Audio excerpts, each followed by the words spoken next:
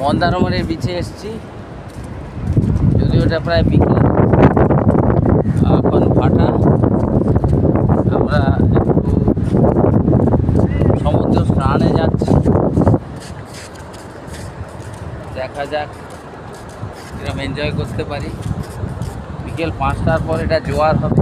জোয়ারের সঙ্গে দিচ্ছে, কত বড় বড় বোল্ডার সব ভেঙে দেয়। এইসব নেচারালি আবার কিছু ভেঙে যাবে, কিছু গড়বে। এখানে হোটেলগুলো প্রায় নিজস্ব,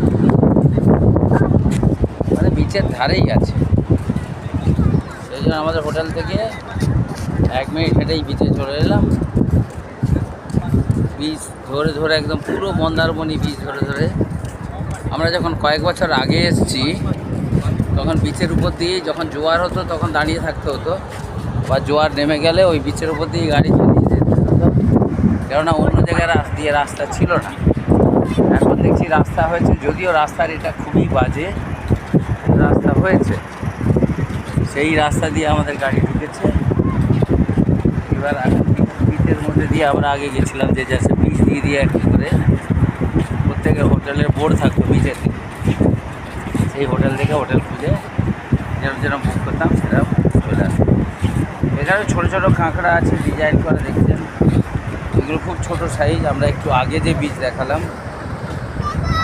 সেটা বগুড়ার জলপাই বীজ, সেটাতে কাঁকড়া ভর্তি এবং ঝাউবনে ভর্তি। এখানে কিন্তু ঝাউবনের সংখ্যা খুব কম, প্রায় নেই বললে চলে। এখানে সমুদ্রটা রিলেটিভলি শান্ত, এবং কেউ যদি মাদক সেবন টেবন করে না যায় তাহলে কোনো ভয়ের কারণ নেই। যেগুলো ভয়ের একটু পাবেন সেগুলো হচ্ছে মাদক সেবন।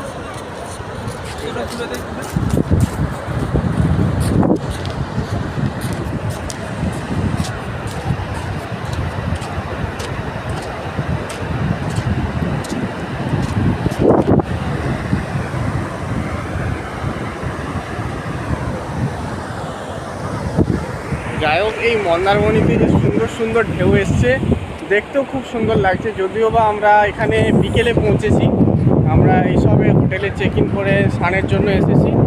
আর সমুদ্রের সাইডে খুব সুন্দর সুন্দর শামুক বলুন, শাঁখ বলুন, বিভিন্ন রকমের সামুদ্রিক জীবের খোলসগুলো পড়ে আছে। যাই হোক, আমরা এবার স্নানে যাব, সমুদ্র স্নানে খুবই এনজয় করব। আর এখানেই আমাদের ব্লগটা শেষ করছি।